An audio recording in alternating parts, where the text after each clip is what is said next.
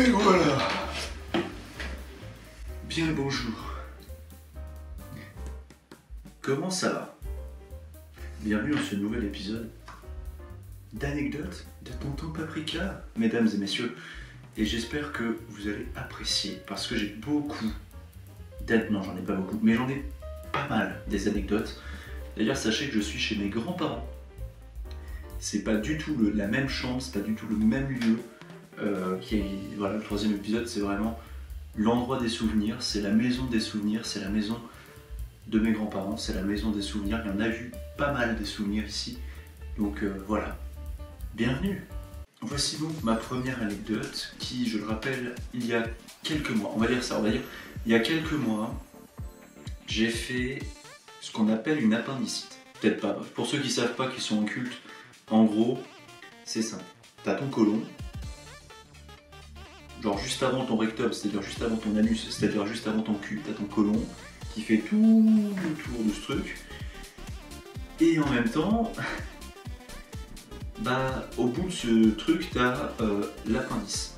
Et des fois, il arrive que des choses bloquent l'appendice, et du coup, t'as des bactéries qui s'accumulent dedans, ça s'inflamme, et ça fait quoi? Ça fait BAM! Une appendicite. Du coup, t'as deux solutions. Soit tu prends des antibiotiques, soit on te l'enlève. Et il faut savoir qu'ils enlèvent de moins en moins les appendices. Pour les appendicites. Moi, ils me l'ont enlevé. Voilà, je n'ai plus d'appendicite. Et je n'ai plus d'appendice non plus. ça tombe bien. Voilà, mais il faut savoir que j'ai eu l'appendicite. Il faut savoir que cette appendicite s'est transformée, s'est aggravée en péritonite. C'est-à-dire, en gros, une péritonite. On va prendre mon cas. L'appendicite a gonflé, elle a éclaté. Cet appendice, quand elle a éclaté, elle a libéré les bactéries dans mon abdomen. Voilà. Donc, en gros, toutes les bactéries vont essayer d'aller dans les autres organes, si vous préférez. Et dans le péritoine, en gros, c'est ce qui entoure tous tes organes abdominaux. Du coup, j'avais en plus de ça un drain collé genre dans mon abdomen qui était un tuyau si vous préférez, qui était en train d'enlever toutes les impuretés. Et voilà. Et donc j'étais à l'hosto pendant 5 jours. C'était pas forcément la joie quand j'ai réfléchi, mais bon, c'est pas grave. Voilà, c'était ma première anecdote qui n'était pas forcément la plus belle à raconter. Passons donc à la deuxième anecdote. Il faut savoir que quand j'étais petit, donc ça c'est pas une anecdote dont je me souviens, parce que j'étais vraiment petit dans le sens où j'étais dans une poussette, d'accord? J'étais en poussette et tout ça, et ma grand-mère, ce qu'elle faisait, c'est que souvent elle nous faisait faire des petits tours, enfin, surtout moi, elle nous faisait faire des petits tours. Sauf qu'une fois, elle sait pas comment c'est arrivé, elle sait pas du tout qu'est-ce qui s'est passé, mais en gros elle s'est dit tiens, je vais marcher jusqu'au Super U du village. Il faut savoir que le Super U du village, il est à environ 30 minutes de marche à pied, donc à pied, de chez eux. À peu près 30-35 minutes. Tout en sachant qu'avec une poussette, tout en sachant, même s'il faisait beau, hein, comme là maintenant aujourd'hui, mais tout en sachant que eux, en fait, ils sont un peu au-dessus du village. C'est-à-dire qu'il y a le village, il y a plein de quartiers aussi évidemment. Logique, j'ai envie de dire. Sauf que leur maison à eux sont un petit peu surélevées, c'est-à-dire qu'il faut passer par des chemins qui montent. Ce qui fait que quand elle est arrivée au Super U à ce moment-là, je pense qu'elle a dû faire, tu sais, genre... Oh merde! Voilà quoi, donc elle a dû remonter parce qu'elle avait pas son téléphone sur elle, donc elle a dû remonter avec moi, hein, parce que je suis quand même assez encombrant, surtout quand je suis dans une poussette. Voilà quoi, donc j'ai dû remonter avec elle ici. Ça, c'est une petite anecdote, tranquille. Quand j'étais petit, c'était à Orbé, on était avec mes grands-parents. On est allé dans un club de vacances, vite fait, en Alsace, parce qu'on partait pas trop loin quand même, mais c'était sympa, hein, c'était sympa, on allait à la piscine, on faisait tout ça et tout. Sauf qu'une fois, t'as un gars qui est venu me voir, donc j'étais petit, hein, j'étais un enfant, c'est-à-dire j'avais peut-être quoi, 7-8 ans à peu près. Il y a un gars qui vient, qui me fait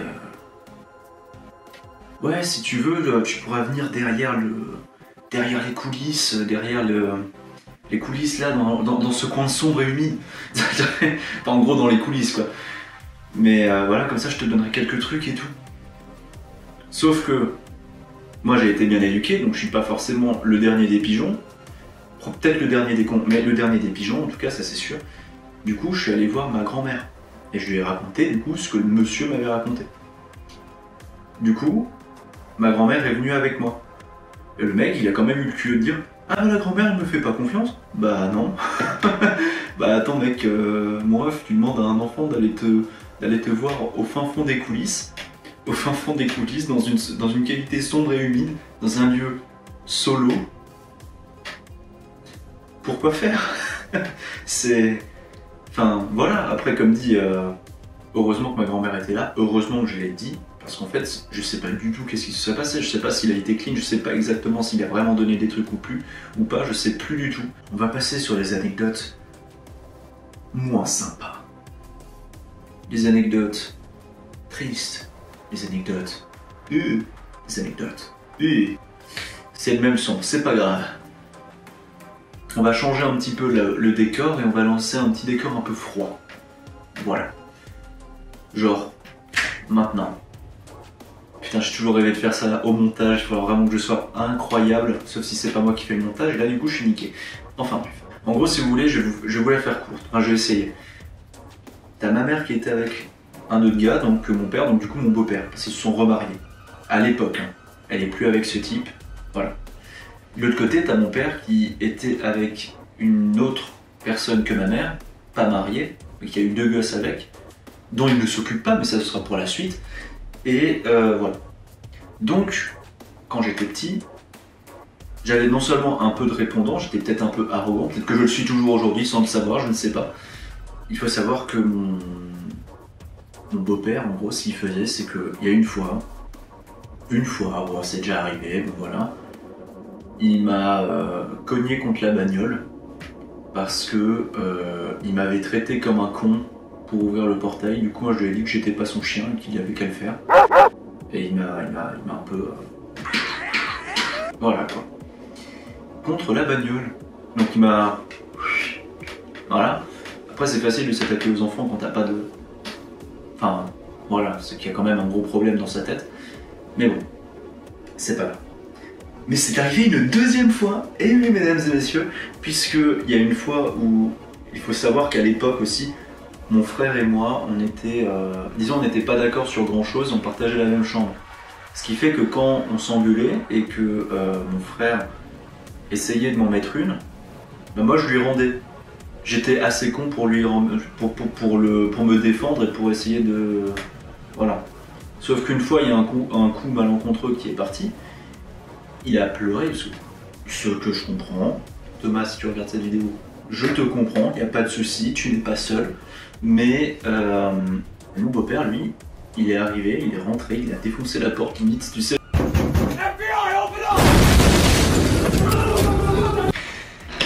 Il est rentré dans cette chambre. Et lui, il a vu quoi? Il m'a vu moi qui ne pleurais pas, qui était plus grand, mon frère qui était plus petit vraisemblablement et qui pleurait. Du coup, il en a déduit que j'avais frappé malencontreusement, enfin qu'il avait plutôt que j'avais frappé mon frère sans quoi que ce soit, et du coup, bah, il m'a soulevé au-dessus de mon lit et il m'a étranglé. Sur mon lit, voilà. Il m'a soulevé comme une sous-merde, et après il m'a engueulé comme une sous-merde, ensuite il m'a défoncé sur le lit et il m'a étranglé en disant d'arrêter de chialer. Donc, chez ma mère, j'avais du mal à le dire à ma mère parce que j'avais peur en gros qu'il me dise quoi que ce soit, mais j'ai fini par le dire quelques années plus tard. Et au final, tout est bien qui finit bien, ma mère s'est séparée de ce connard, et puis finalement, bah, tout va pour le meilleur des mondes. Maintenant j'ai une chambre dans la cave avec mon nouveau beau-père qui gère, d'accord? Parce que c'est lui qui va essayer de voir pour mon nouveau PC. Alors il gère. Je veux rien entendre. On dit big up à Vincent dans les commentaires, d'accord? Voilà. C'est grâce à lui si je continue les lives et les vidéos, d'accord? Quand j'allais chez mon père, les rares fois où il me prenait, ma belle-mère, elle, me rabaissait mentalement. C'est-à-dire qu'elle me... Disons qu'elle me faisait chier dans le sens où elle disait que ma mère était comme ça, elle me disait que mes grands-parents étaient comme ça et pas autrement. Elle avait du mal avec tout le monde. C'est chiant, enfin je veux dire, moi j'étais gentil. Je sais pas si j'étais vraiment gentil ou juste arrogant et un petit con, parce que peut-être que je m'en rendais pas compte, je dis pas le contraire.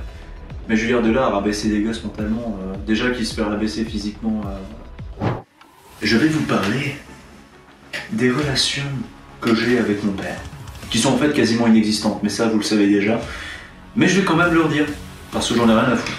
Non mais en fait, plus sérieusement, ce qui s'est passé, c'est que à l'époque, il nous prenait souvent, et au fur et à mesure que la vie avançait, il nous a pris de moins en moins. Voilà. Il y a une fois, quand j'étais en 4e, il était pas là, il n'était pas présent, il n'avait rien à foutre de nous. Et il y a une fois, j'en ai eu marre. J'ai pris mes couilles à trois mains, d'accord. Je lui ai écrit un message extrêmement salé. Quand je dis extrêmement salé, c'est extrêmement salé. Parce que ça faisait 1 an qu'il nous avait pas pris, que mon frère était malheureux, que moi c'était pareil. Et j'en avais marre. À l'époque, j'avais encore de l'espoir qu'ils nous prennent encore un peu et qu'il arrête de jouer au con. Mais ce n'est pas grave, ça arrive, c'est pas grave. Il m'a répondu aussi salement, hein, d'accord. Il m'a dit que j'avais pas les couilles en gros de lui dire en face, hein, limite. Il m'a littéralement dit redis-moi ça en face, entre 4 yeux qu'on se regarde. Ce à quoi j'ai répondu, bah, enfin papa, je peux pas, on se voit jamais.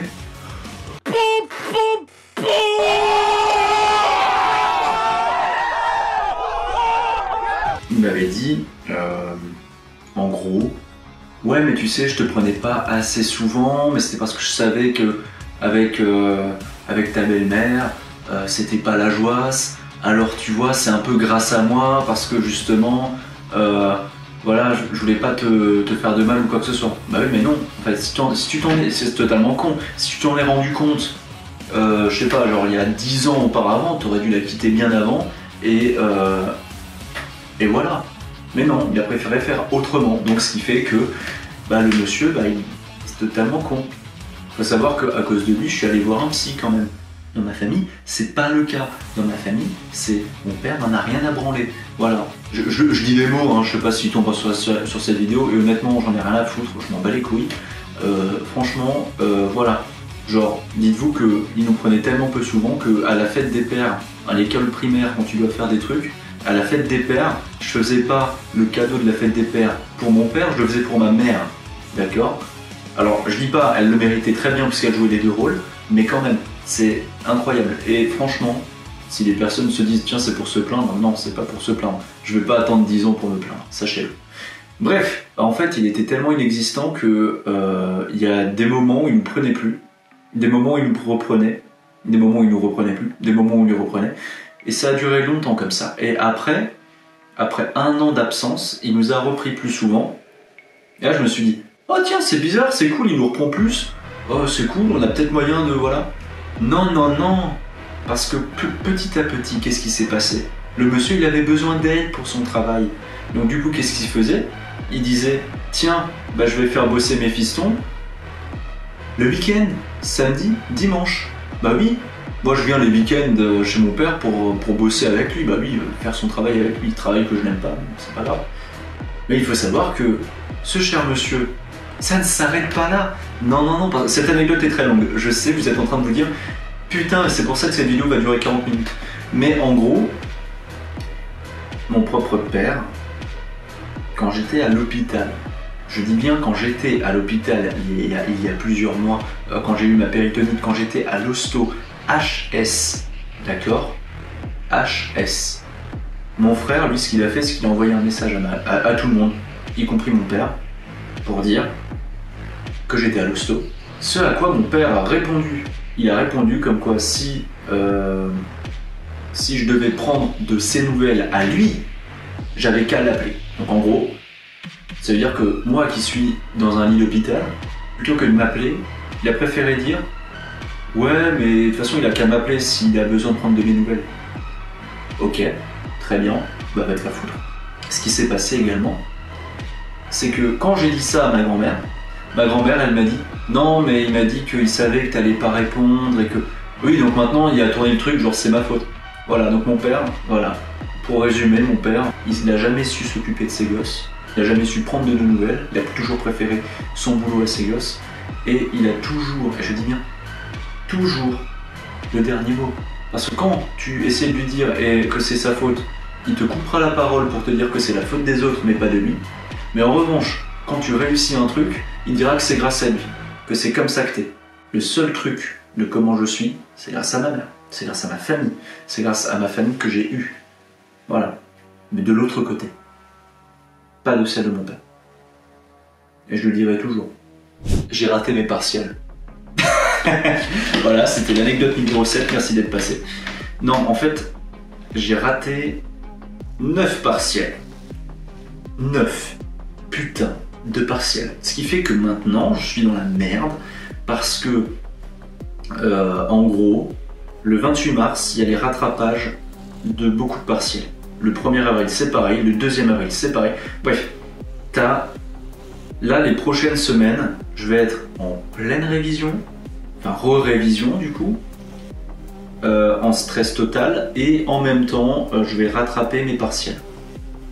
Ce qui fait que parallèlement, la logique oblige, il y aura un live par semaine. Les montages, ils seront beaucoup plus étalés, donc il y a moyen qu'il y ait des jours qui sautent et des vidéos qui sortent plus trop, on va dire, toutes les semaines spécifiquement, peut-être un peu plus longtemps, peut-être un peu moins longtemps, ça dépendra des choses. Mais parce que là, je suis dans la merde en fait. Je me suis pris un 9,8 à des trucs, c'est n'importe quoi. Moi, j'ai un pote, il a redoublé la première année. Ça, c'est sur 3 ans, mon truc. J'ai un pote, il a redoublé en première année. Mes profs, en arrivant, ils m'ont dit quoi? Ils m'ont regardé, ils m'ont fait « Ça va ?»